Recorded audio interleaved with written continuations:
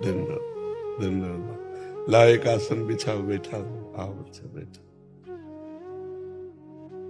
आओ। कैसे हो आप? कृपा है आपकी। बैठ जाओ, आसन में बैठ जाओ।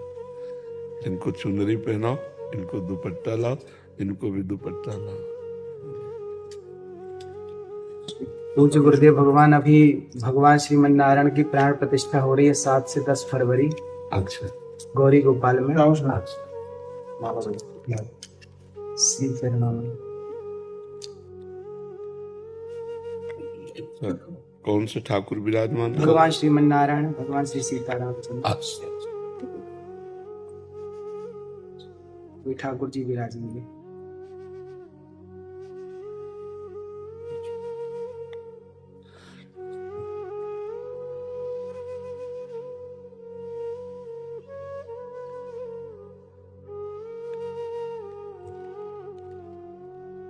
ये हमारे लिए जी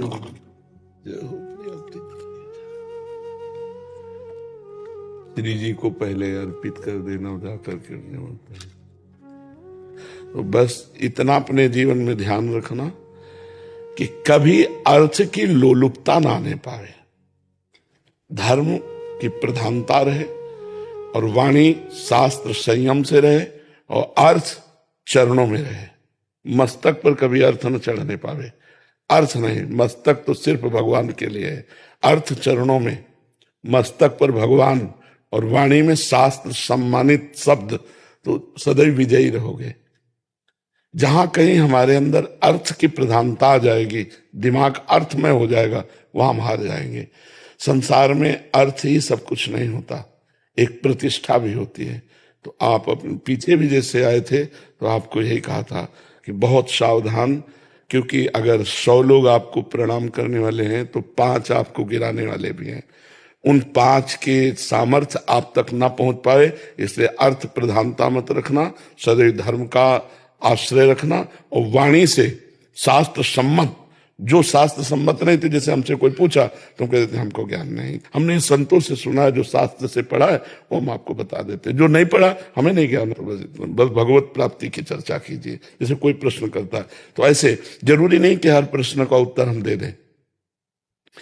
निमि जी महाराज नवयोगीश्वरों से प्रश्न करते हैं कर्म के विषय में और कहते हैं यही प्रश्न हमने सनकादि से किया था, उन्होंने उत्तर क्यों नहीं दिया था? तब निमि जी को नवयोगीश्वर में योगीश्वर बोलते हैं, उस समय आपकी बाल्यावस्था थी, आप अनाधिकारी थे, इसलिए सनकादि ने आपको उत्तर नहीं दिया। तो जरूरी नहीं कि अनाधिकारी को उत्तर दिया जाए। अगर अनाधिकारी है तो मौन, हम असमर्थ हैं आपके प्रश्न के उत्तर।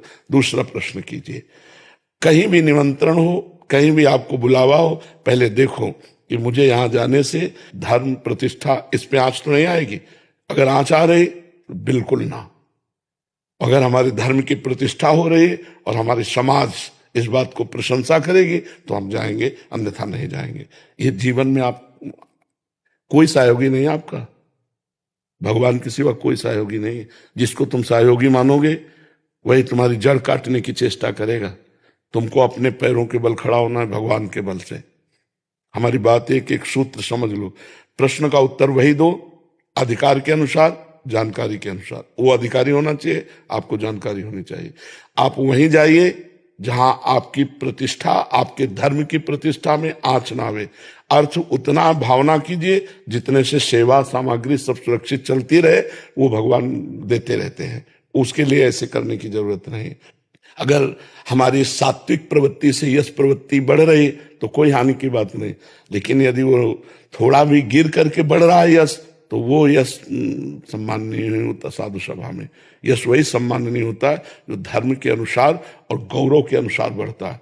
तो आप गौरववान बनिए और धर्मनिष्ठ बनिए, जो आपके जीवन को आगे और प्रकाशित करे। कोई सहयोगी नहीं, पहला शब्द याद कर लो। जिसे तुम सहयोगी समझ रहे हो वही तुम्हें नीचा दिखाने की कोशिश करेगा। आपको अगर उन्नतिशील बहुत समय तक टिके रहना है धर्म क्षेत्र में, तो आपको अपने पैरों के बल खड़े होना पड़ेगा। इसके लिए आपको परिपक्व रहना होगा, स्वयं परिपक्व रहना होगा। यश बढ़ने में वर्षों लगते हैं, धूमिल होने में 2 मिनट लगते हैं। 2 मिनट में सब चौपट हो जाता है।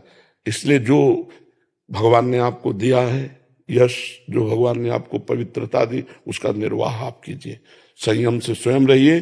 कहीं भी कभी भी जो भगवान ने अर्धांग में विराजमान कर दिया इसके सिवा कभी दृष्टि नहीं डालनी, नजर नीची करके बात करो, उत्तर दिया, खत्म खेल।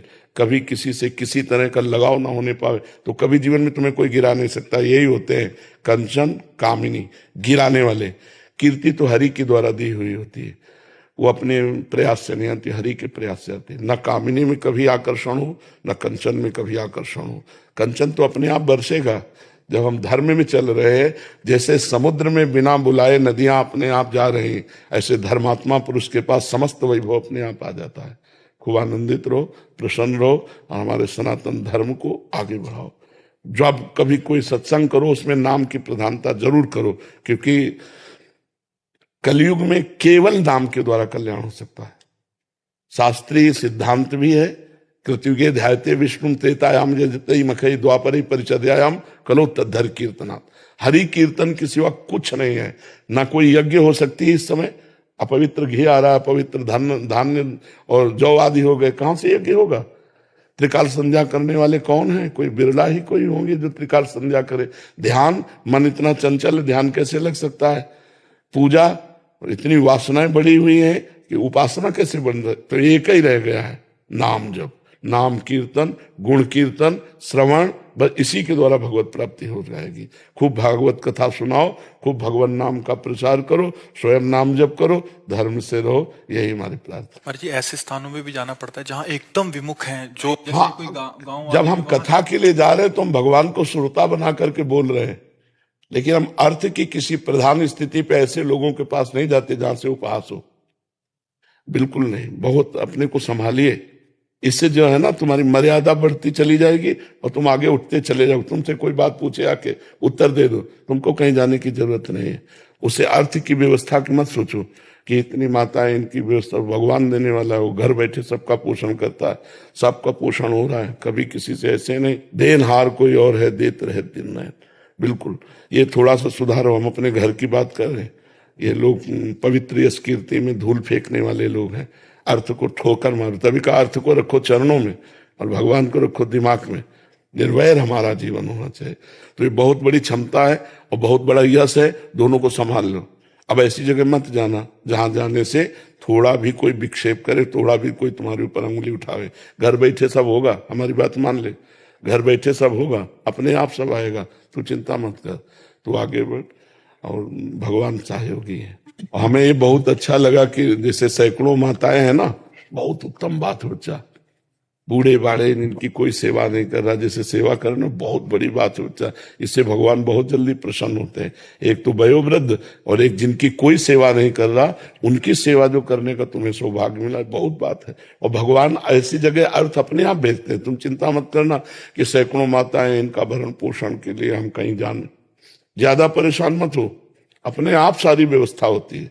जो धर्म से चलता है, परोपकार करता है, जो भगवान का यश गाता है, अपने आप व्यवस्था होती है। तुम उसकी चिंता मत करना, तुम अपनी निष्ठा पे रहो। और स्वयं संध्या करते हो, गायत्री जप करते हो? हाँ, स्वयं करना, कम से कम 2 बार की संध्या तो करना ही। और कुछ मंत्र गायत्री के जरूर जपना, क्योंकि उसके द्वारा बुद्धि प्रकाशित होती है। शास्त्र सम्मत ज्ञान जो होता है ना, वही लोगों को आकर्षित करता है। तो गायत्री माता भगवान श्री कृष्ण का ही स्वरूप है। तो श्रीमद् भागवत श्री कृष्ण का वांग्मय स्वरूप है। तो गायत्री की कृपा से भागवत में प्रवीणता आएगी। तो दोनों काल सूर्य को अर्घदान करना और गायत्री जप करना और मुद्राओं के द्वारा संध्या को पुष्ट करना। सुमुखम संपुटम च विविततम विस्ततम आता है, सुमुखम संपुटम च विविततम, ये तो प्रारंभ में सिखाया जाता है। तो गायत्री मुद्रा के साथ गायत्री का जप निश्चित, इससे आप सुरक्षित बने रहेंगे। गायत्री देवी बुद्धि को प्रकाश करने वाली है। ठीक है बच्चा? कल रात्रि को गुरु जी सुबह स्वप्न में भगवान श्रीमन नारायण का ठाकुर जी विराजित थे मंदिर में, और स्वप्न में भगवान जी के पास जाना हुआ। भगवान जी मंदिर से बाहर आए और गोद में आकर के बैठ गए। ये स्वप्न जब से मैंने देखा तो बस दिन रात वही चलता। हाँ, बहुत कृपा है। ऐसा लगता भगवान जी ने कहा कि हमें खीर और कढ़ी खिलाओ। जी। तो ठाकुर जी अभी भगवान जी विराजेंगे ना, जी। तो मैंने बोला कि सबसे पहले ठाकुर जी को वही भोग लगाएंगे। ये पवित्र हृदय में भगवान का प्रकाश होता रहता है। आप बहुत पवित्र हृदय वाले हो, बहुत सावधानी से बस चलते रहो, क्योंकि ये बात हमारी पकड़ लेना, कोई तुम्हारा साथी नहीं है, भगवान के सिवा कोई साथी नहीं है। अपने आप को सुरक्षित रखने के लिए बस सावधानी रखो, निष्कलंक जीवन व्यतीत होना चाहिए। ठीक है। धन्यवाद।